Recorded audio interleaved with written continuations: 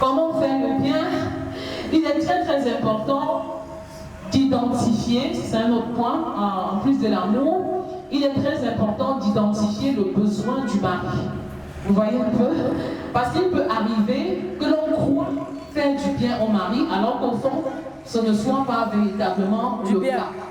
Or, tous nos maris ont un seul besoin, selon le Seigneur. Un seul besoin. Qui peut nous donner le besoin? Qui peut imaginer ce que c'est, lui, Mamia? Connaître Christ et grandir dans sa ressemblance. Waouh, ça c'est très bien dit. Tous nos maris ont un seul besoin, connaître Christ et le faire connaître à un maximum de personnes. Si mon mari n'est pas encore enfant de Dieu, le plus grand bien que je peux lui faire, c'est de prier pour que le Seigneur change son cœur de pierre en cœur de chair. C'est réclamer son âme, afin qu'il sorte des ténèbres pour le monde de lumière. Alléluia. Voilà le grand bien que je peux véritablement faire à un mari qui ne connaît pas encore Christ. Et maintenant, si mon mari connaît déjà Christ, ma plus grande prière, c'est qu'il entre dans sa destinée et qu'il réalise le plan parfait de Dieu pour sa vie. Donc c'est le plus grand bien que nous pouvons faire. Je crois que nous saisissons la double dimension.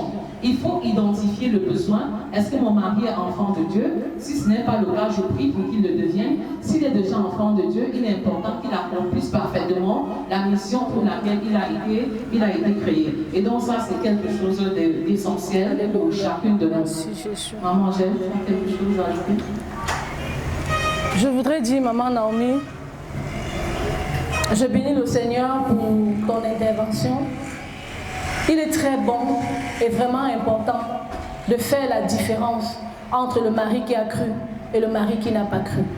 Parce que parfois, comme tu as dit, on tombe nous-mêmes dans l'erreur à cause de notre ignorance. Je connais beaucoup de femmes, beaucoup d'entre nous sont passés par là. Attendre quelque chose du mari qui n'a pas cru, alors que c'est impossible. Un mari qui n'a pas cru ne peut pas t'aimer à la hauteur, à la dimension du mari qui connaît l'amour que Christ a mis dans son cœur. Un mari qui n'a pas cru ne peut pas véritablement prendre soin de la maison en tant que chef, leader établi sur vos vies comme un mari qui a cru et qui a reçu l'ultime recommandation du Seigneur pour le faire. Donc les femmes, vraiment, c'est une révélation pour moi. Faire la différence. Et je voudrais dire que, toujours en guise de témoignage, maman peut affirmer ou infirmer ce que je dis. Quand j'ai connu maman, pour ce qui était de mon mari, c'était les plaintes et les complaintes. C'est-à-dire que je me plaignais à temps et à contre-temps, jusqu'à ce que je comprenne un jour une expression ou une parole que maman m'adresse en disant: si tu continues de t'attendre à un mari qui n'a pas cru, c'est que tu es insensé. Et ça a trotté dans ma tête, les choses ont changé. Donc les mamans, si votre mari n'a pas cru, localisez le besoin. Si le mari a cru, localisez ou identifiez également le besoin. Merci maman. Merci infiniment pour ce témoignage, maman Jeanne, qui m'édifie énormément. En fait, c'est très très important de ne pas rejeter son mari. Moi, j'ai vu, ça c'est en ce qui concerne la vie de prière. J'ai vu des femmes, des foyers où la femme est chrétienne et le mari ne l'est pas encore, exclut le mari de la vie de prière. Ce n'est pas important. C'est vrai, on peut dire Dieu n'exauce pas les pécheurs, mais moi je crois que Dieu peut vous exaucer et même exaucer votre mari grâce à vous. La femme qui a cru sanctifie son mari. Je m'appuie sur Corneille. Vous connaissez l'histoire du centenier Corneille qui craignait Dieu, mais qui n'avait pas rencontré le Seigneur Jésus-Christ. Et la Bible dit que les prières de Corneille et ses dons sont parvenus jusqu'à l'Éternel, alors qu'il ne connaissait pas encore le Seigneur Jésus. Alléluia. Amen. Donc je m'appuie sur cette parole pour dire: il ne faut pas limiter l'action du Saint-Esprit dans ton foyer. Il ne faut pas limiter l'action de Dieu dans ton foyer. Quand le mari n'a pas encore cru, implique-le dans la prière. Quand les enfants n'ont pas cru, impliquez-les dans la prière. Quand ils vont croire, alors vous allez vous rendre compte qu'ils vont grandir de manière exponentielle parce qu'ils ont eu déjà les grands réflexes. Et je vais même aller plus loin pendant les 40 jours de jeûne pour poser la question de savoir: est-ce que les enfants doivent prendre part au jeûne? Et si oui, à quel âge est-ce que les enfants devraient commencer à jeûner et pourquoi? Quels sont les fondements bibliques? Donc pendant les 40 jours de jeûne, nous allons pouvoir apporter tous les éléments nécessaires pour étayer, pour apporter la lumière sur cette question qui parfois embarrasse les femmes et les parents. Donc n'excluez pas le mari, c'est lui faire du bien, qu'il soit dans la présence de Dieu, dans une atmosphère de prière, vous voyez un peu, même s'il n'a pas encore cru, quelque chose peut se passer. Et même pour les maris qui ont déjà cru et qui ne semblent pas s'intéresser à la prière, ne leur fermez pas la porte. Ne leur fermez pas la porte, proposez-leur la prière sans leur imposer la prière. Est-ce que vous voyez un peu cette nuance? Proposez-leur la prière, c'est l'heure de prier. Est-ce qu'on peut prier un peu? Est-ce qu'on peut prier ensemble? Est-ce que je peux prier pour toi? Et puis, est-ce qu'on peut prier pour toi? Est-ce que tu as un sujet de prière? Est-ce que tu as une préoccupation? Est-ce que tu as un besoin particulier et spécifique? C'est comme ça que la femme sage agit, et puis vraiment elle aura des retombées vraiment au-delà du naturel. C'est très très important d'agir de la sorte. Et même s'il commence la prière, il n'achève pas, ce n'est pas une fin en soi, nous continuons. Femme de bien, c'est celle qui bâtit sa maison à genoux, et puis elle travaille de manière inlassable à faire du bien et rien que du bien. Donc le premier besoin de nos maris, c'est bel et bien connaître Christ et le faire connaître à un maximum de personnes. Et pour qu'on arrive à les aider à ce niveau, il faut bien que nous soyons remplis d'amour et que nous prenions aussi en considération le fait qu'en plus de ce besoin d'ordre spirituel, les maris ont aussi d'autres besoins multiformes. Vous voyez un peu, les maris ont besoin de bien manger et de bien boire. Vous voyez, il y a des maris qui ne mangent bien que lorsqu'ils sont hors de la maison, parce que nous ne prenons pas le temps de faire des repas spécifiques pour eux, ou spéciaux pour eux. Donc les maris ont besoin d'attention en ce qui concerne le manger et le boire. Et ça peut nous amener à revoir peut-être même la qualité des soupières, des roues dans lesquels nous mettons le repas, et même le type de repas que nous leur donnons, si nous leur donnons des repas équilibrés, ou si c'est seulement à l'extérieur de la maison ou pendant une fête, une célébration, qu'ils mangent avec entrée-sortie et résistance. Donc je crois que c'est un besoin qui n'est pas moins important. Parfois, on va se poser la question de savoir comment la femme étrangère a pu avoir mon mari. Comment elle a pu avoir mon mari. Vous voyez un peu? Parce que les femmes font parfois des efforts très sans direction, et puis ça ne paye pas forcément le prix. Il est peut-être allé quelque part, il a mangé. Au départ, il partait seulement manger, mais après il s'est couché sur le canapé. Après le canapé, et après le canapé, il n'en fait pas encore un autre bon repas. Et il s'est trouvé dans la chambre conjugale. Au départ, même, ce n'était même pas son plan. Ce n'était pas nécessairement son intention. Est-ce qu'on comprend un peu? Donc le repas est un besoin important pour un mari, pour un homme. Quand il rentre chez lui, il a besoin de se rassurer qu'il mange bien et qu'il boit bien. Et en ce moment, il n'aura pas tendance à rester à la maison, à rester à l'extérieur de la maison, tant pour moi. Il n'aura pas tendance à rester à l'extérieur de la maison avec des amis après le travail. Moi, j'ai la confirmation que dès que mon mari a achevé à l'extérieur, la première chose, le premier réflexe, c'est de retourner à la maison. Et donc, il est important pour nous de faire de nos maisons vraiment des cadres favorables et propices, où en fait la bonne ambiance y règne, et que nous ne nous comportions pas comme la femme querelleuse. La femme querelleuse, c'est cette femme qui est toujours insatisfaite. Le mari mange, c'est un problème. Il ne mange pas, ça prend un autre problème. Et donc, il aura tendance à rester dehors après le travail, ou bien à se servir au restaurant ou ailleurs. Donc, c'est une dimension importante, manger et boire. Oui, je voudrais faire un témoignage à la suite de maman Naomi. Une fois, nous sommes allés travailler, je suis allée travailler avec un collègue. Et ce jour, nous sommes rentrés assez tôt. Nous sommes rentrés à 18h. Et je vois la direction qu'il a. Je lui demande, mais tu rentres à la lumière du jour aujourd'hui, rentre à la maison, pourquoi tu ne rentres pas à la maison? Il dit, qui? Moi, rentrer à 18h à la maison. Je ne peux même pas rentrer à 18h, même si on a mis mon cadeau là-bas. Je vais rentrer seulement quand tout le monde dort. Et les femmes chrétiennes de ce siècle sont un peu comme la femme de ce collègue. Si ce collègue ne parvient pas à rester à la maison, c'est parce que la femme, il ne trouve vraiment pas son compte quand il est à la maison. La maison est supposée être un havre de paix. Mais bizarrement, le constat amer que je fais, c'est que parfois tu vas entrer chez une femme qui dit prieuse, mais le chez elle est très mal entretenu. Ça ne donne même pas le désir à l'homme de rester. Tu vas entrer chez une femme, elle ne sait pas laver depuis le matin, mais elle a causé avec toutes les voisines. Elle n'a pas pris soin des enfants, mais elle a causé avec toutes les voisines depuis le matin que le mari est sorti. Tu vas aller chez une femme qui dit qu'elle est chrétienne. Le jour qu'elle n'est pas à l'église, elle attend si le mari va rentrer à 19h, elle pose la marmite au feu à 18h45. Parfois, il peut arriver des situations où le mari et la femme ne sont pas ensemble sur la ligne de départ. Mais il est bon qu'à l'arrivée, ils soient ensemble. Il est bon qu'à l'arrivée, vous soyez ensemble. Il peut arriver un projet, la femme a un projet, le mari ne conçoit pas, ou bien le mari a un projet, la femme ne conçoit pas. Il est sur la ligne de départ ou elle est sur la ligne de départ seule. Mais vous devez arriver ensemble.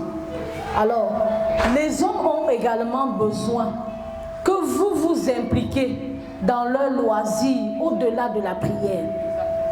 Tant que vous ne vous intéressez pas à ce que votre mari fait comme travail, vous ne vous intéressez pas à ce que vos maris ont comme loisir, vous ne vous intéressez pas à ce qui plaît à vos maris ou pas, vous ne leur faites pas du bien. Et par conséquent, comme elle a dit, les tisards peuvent prendre et partir avec sans que nous nous rendons compte. Et on va commencer à doubler nos heures de prière.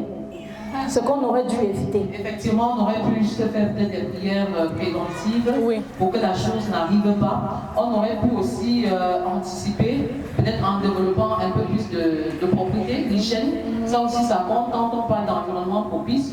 Je me rappelle, il y a cela 2 semaines, j'ai lavé tous les fonds du lit. Mais ça, c'est aussi important. Hein. Oui. Laver tous les fonds du lit, laver tous les habits propres et sales. Et puis, j'ai pris la peine de les repasser. Bon, ça ne sert à rien de jeûner seulement, hein, nourrir son âme alors que son corps même n'est pas propre. Ça, c'est très important de voir cette double dimension. Il faudrait que l'intérieur reflète aussi l'extérieur. Ça compte énormément. Et vous allez vous rendre compte que les femmes, généralement, mettent le rouge aux lèvres, les fards et le parfum pour sortir. C'est pour qui? Le mari. Ou la route. Voilà, vous les hommes. Et quand elle revient le soir, elle se lave. Donc, la fumée. Et les hommes aiment aussi les bonnes odeurs. Ça, ils veulent aussi consommer votre bon parfum. Seulement que c'est toujours quand vous êtes en train de sortir. On est bien mis. Voilà, vous mettez cette parure-là. Et je pense que c'est un problème. C'est vraiment un problème en soi. Donc, nous sommes vraiment encouragés en tant que femmes d'impact à prendre soin des alentours de notre maison. C'est la saison de pluie, il pleut et après quelques semaines, les herbes poussent rapidement. Rangeons les choses, nettoyons, classons, exerçons à ce travail. Je crois que même quand nous prions, le Saint-Esprit aime l'environnement qui est propre. Tel que tu peux prier à genoux, tu peux même prier couché. Et même que le Saint-Esprit te renverse, que ce ne soit pas un problème. Que ce ne soit pas un problème en soi. C'est très important. Je pense que dans la préparation des 40 jours de jeûne, on a toujours mis l'accent sur cet environnement physique. Cet environnement physique qui compte énormément pour notre éclosion. Et tu as également évoqué quelque chose de très important. Nous sommes censés savoir, comment je vais dire ça, nous impliquer dans la vie professionnelle de nos époux et pousser aussi leur loisir. Oui. Vous voyez un peu, parfois c'est l'homme qui veut voir le foot, toi tu veux voir des séries. Bon là ça ne marche pas parce que les loisirs deviennent une activité extra-conjugale qui œuvre vraiment à la division du couple. C'est-à-dire que je zappe, c'est le foot. Lui, moi je veux zapper, c'est la série que je veux voir. Et on finit par avoir une deuxième télé. On finit même par avoir une télé dans chaque instant parce qu'en ce temps les enfants vont voir les dessins animés. Et donc vraiment la télé concourt même simplement à détruire la maison et à détruire toute la vie familiale. Donc les loisirs, nous pouvons mourir dans nos loisirs pour leur faire du bien en regardant le foot avec eux, même si on n'aime pas beaucoup le foot. Mais peut-être à force de regarder, qui sait, on peut aussi aimer. Et on peut aussi aimer un témoignage. Oui, un témoignage. Quand j'étais fiancée à mon mari, je lui avais déjà dit de prime abord que je ne fréquentais pas les bars. Le catch, que je ne fréquentais pas les bars. Mais un jour, il y a un de ses amis qui avait un anniversaire et qui le fêtait dans un sinac, comme on les appelle communément. Et il fallait que j'aille à l'anniversaire. J'ai prié ce jour. J'ai prié ce jour pour que ma présence rende ce monsieur mal à l'aise là-bas. J'y suis allée. Je suis allée avec lui. Je n'ai pas dit non. Mais je me suis assise. Je suis arrivée, on avait ouvert une bouteille de 33. On avait à peine coupé 2 ou 3 gorgées. On n'a pas pu atteindre la moitié de la bouteille de 33 et c'est lui qui m'a demandé « sortons ». Et c'est ce que nous devons faire. Parfois, on va dire qu'en tant qu'enfant de Dieu, on est catégorique, on est radical, on ne fait pas telle chose, on ne part pas à tel endroit, tout en oubliant que le mari est le chef. Et quand le mari donne l'ordre, on doit obéir. Mais maintenant, toi en tant que femme vertueuse, toi femme de valeur, toi femme qui veut faire du bien et qui sait que là où ton mari veut t'amener là, ce n'est pas pour le bien de vous deux, ni de lui, ni de toi, ni même de la famille. Effectivement, je crois que la prière en ce moment-là lui fera beaucoup de bien. Peut-être dans ton cas ça a marché, dans d'autres cas ça peut ne pas forcément marcher de prime abord. C'est-à-dire que ton mari t'invite à la boîte de nuit, c'est ça? Oui. Oui, dans une boîte de nuit danser ou alors aux funérailles et tout ça. Mais maintenant, la femme sage qui veut faire du bien peut prier de manière anticipative et prendre le contrôle sur la situation. Vous voyez un peu, est partie. C'est-à-dire qu'avant de partir, elle a pris le contrôle sur la situation, qu'elle a le contrôle sur la situation, elle a le dessus sur la situation. Parce qu'il y a des femmes qui me disent souvent, non maman Naomi, si on part et on y reste. Si tu y restes, c'est que ton cœur y était déjà. Vous voyez un peu, si tu vas et tu y restes, c'est que tu étais déjà colonisé par ces endroits-là. Mais le fait d'aller, c'est de voir jusqu'où le mari s'est même compromis. Parfois, lorsque vous arrivez dans les funérailles, vous voyez ce qu'il est capable de faire, jusqu'où il est influencé, ou dans la boîte de nuit, jusqu'où il peut véritablement se compromettre, la façon de danser, la façon de boire. Mais là, je suis plus une sentinelle que toute autre chose à ses côtés. Donc là, il faut vraiment saisir l'objectif qu'on veut atteindre, même si on ne l'atteint pas d'un seul coup.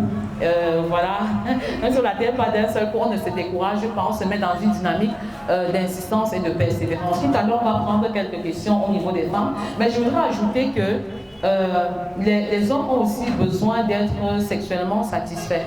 C'est un besoin essentiel que les femmes chrétiennes parfois ne prennent pas en considération. Les maris ont besoin d'être sexuellement épanouis, ils ont besoin d'être effectivement épanouis, satisfaits sur le plan sexuel. C'est-à-dire que quel que soit l'exercice de notre fonction, de notre profession, femme au foyer, ingénieur, médecin, enseignante, nous avons la lourde responsabilité de réserver un temps non négociable pour satisfaire les maris. C'est un besoin capital pour eux. Même si on peut se rendre compte que sur le plan sexuel, leur demande est généralement plus élevée que la nôtre, c'est également leur faire du bien que d'être sexuellement disponible. Maman, j'aime. Je m'arrête encore sur une expression que tu as utilisée, temps non négociable. Les femmes chrétiennes de notre génération ont souvent tendance à conditionner le sexe avec beaucoup de choses. Vraiment conditionné. Si tu ne m'accompagnes pas à l'église, je ne fais pas. Si tu ne me rassures pas, je ne fais pas. Si tu ne pries pas avec moi, je ne s'en a pas. Mais maman, c'est ça, c'est très vrai. Et je t'assure, à chaque couple correspond une histoire de condition. Il y a une autre qui a dit que tendance, on va compter sur les aiguilles. Si les aiguilles de la montre, si ça tombe sur un chiffre pair, il y a rapport sexuel. C'est terrible. J'ai fait une conférence en paroisse chez nous à Tamdia sur la sexualité. J'avais pour rôle de tenir un atelier et dans mon atelier, c'était des personnes vraiment âgées, des personnes du 3e âge. Et parmi eux, il y avait un groupe qui avait décidé d'entretenir les rapports les jours qui finissent avec, je veux dire, le lundi, le mardi, le mercredi, le jeudi. Voilà le vendredi. Le dimanche, il n'y a rien. Non, il n'y a rien. Le vendredi, le samedi, il y a... Non, le vendredi, il n'y avait rien. Le jeudi, il n'y avait rien. Alors, le papa avait besoin le jeudi. Et il demande à la mère, c'est comment? La mère dit que non, ce n'est pas le jour. Le père dit que ouais, la mère. Nous ne sommes pas le jeudi, Donc il a inventé, il a ajouté un dit à la fin. Le papa était devant moi. Je voulais rire, mais c'était le papa du 3e âge. Et puis le pasteur où était assis à côté, je n'avais pas le droit de rire. Et puis j'ai dit, vraiment, et ce jour-là, le papa là a profité pour dire que la fleur qu'on avait mis là, c'est mieux qu'on enlève celle-ci devant les gens. Parce que c'est compliqué. Et c'est devant les gens qu'il faut enlever. Oui. Mais le jour où ça avait mis ça, les gens n'étaient pas là. Non, ça les a coincés. C'était vraiment compliqué. Ça les a coincés, c'est un peu comme les couples dans lesquels on a défini la fréquence. La fréquence. Vous voyez, voilà. Vraiment 3 fois par semaine. Donc c'est jamais à midi, c'est le soir, c'est dans la chambre, ce n'est jamais au salon, ce n'est pas à la cuisine. Autant de choses, c'est unité de temps, unité de lieu et unité d'espace. Unité de temps, unité de lieu, c'est toujours dans la chambre, au même endroit, à la même heure, la nuit. Parce que peut-être le jour, c'est le péché. C'est le péché. Et les yeux fermés. Les yeux fermés. Dans le noir, dans le noir. C'est compliqué, maman Angèle. Sérieux. Donc je crois que les maris, on leur fait vraiment du bien en étant sexuellement disponibles. Et j'aime souvent dire que mon mari est sexuellement épanoui et satisfait. Alléluia. Amen. Que ce soit le partage de toutes les femmes. Amen. Amen. C'est vraiment très très important. Et puis on n'aime pas parler de cette dimension. Même quand il y a un problème d'ordre sexuel, on préfère évoquer un autre problème. Et si on n'est pas vigilant, on ne va pas se rendre compte que le problème se situe à ce niveau. Donc arrêtons de conditionner l'intimité sexuelle une fois qu'on est marié. Vous voyez un peu quelle est la fréquence des rapports sexuels dans un couple. L'apôtre Paul a défini ça, non? Ne vous privez point l'un de l'autre si ce n'est d'un commun accord pour vaquer à la prière et revenir rapidement de peur que le Satan nous tente dans notre incontinence. Est-ce que vous voyez un peu? Et le corps de la femme appartient à son mari. Alléluia. Amen.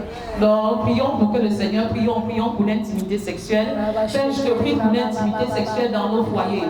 Je prie contre toute forme de faiblesse sexuelle dans les foyers. Je prie contre toute forme d'insatisfaction sexuelle dans les foyers. Je prie contre les conditions qui ne sont pas de toi. Je prie que mes filles, mes futurs mariés soient sexuellement satisfaits. Que les maris soient sexuellement satisfaits. Père, nous voici et nous déclarons que nous donnons entièrement à nos maris afin qu'ils soient sexuellement satisfaits. Nous pouvons être fatigués, nous pouvons être désemparés, mais nous disons qu'il n'y a pas de conditions. Nous ne fixons pas de conditions. Nous donnons et nous prions véritablement afin que tu fasses de notre intimité sexuelle une véritable vie d'adoration. Une véritable vie d'adoration.